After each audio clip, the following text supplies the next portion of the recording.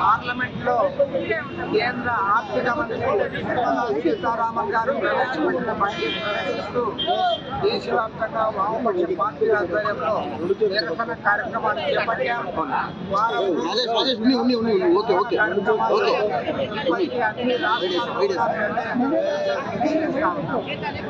గత 10 సంవత్సరాలుగా కేంద్రంలో అధికారంలో ప్రభుత్వం కార్పొరేట్లకు అనుకూలంగా ఊడిగం చేస్తూ వారి ఆస్తులు పెంచే పద్ధతుల్లో ఆర్థిక విధానాలు ప్రవేశపెట్టాలన్నారు తప్ప సాధారణ మానవులు పట్టించుకోవడం లేదు. మౌలిక సమస్యలు ఏవైతే ఉన్నాయో వాళ్ళ ఆర్థిక ఇన్ఫ్లేషన్ గురించి మాట్లాడడం లేదు. అదేవిధంగా నిరుద్యోగ సమస్యల గురించి పట్టించుకోవడం లేదు.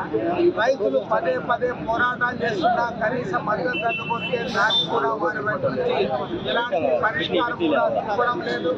పైగా ఇవాళ 100% FDI పేరుతో ఇవాళ వల్ల భారతదేశంలో అనాదిగా లక్షల కోట్ల రూపాయల సంపద ఏవైతే ఇన్సూరెన్స్ కంపెనీలు ఉన్నాయో ఆ కంపెనీలన్నీ కూడా ఇవాళ సామ్రాజ్యవాదుల చేతుల్లోకి కొత్త పెట్టుబడిదారుల చేతుల్లోకి పోవడానికి అవకాశం ఏర్పడింది.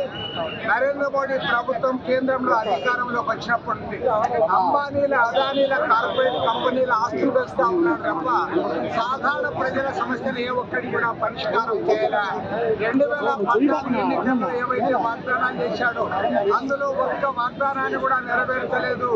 ధరలు తగ్గించలేదు, ఉద్యోగాలు ఇవ్వలేదు, రైతుల సమస్యల పరిష్కారం చేయలేదు, బ్లాక్ మనీ తెప్పించలేదు. పైగా ఇవాళ కోట్ల రూపాయల సంపదనంతా కూడా ప్రభుత్వ రంగ పరిశ్రమలన్నీ కూడా ఒకదాని తర్వాత ఒకదాని ప్రైవేట్ అప్పచెప్తా ఉన్నారు. రాబోయే రోజుల్లో భారతదేశాన్ని దివాళా తీస్తా ఉన్నారు. ఇప్పటికే విదేశీ అప్పులు విపరీతంగా పెరిగిపోయినాయి. అంతర్జాతీయ మార్కెట్ లో ఇవాళ మన రూపాయి విలువ గణనీయంగా పడిపోయింది. రూపాయలు చెల్లించాల్సి వస్తా ఉందంటే భారతదేశ ఆర్థిక పరిస్థితి అధ్వాన్నంగా తయారైంది.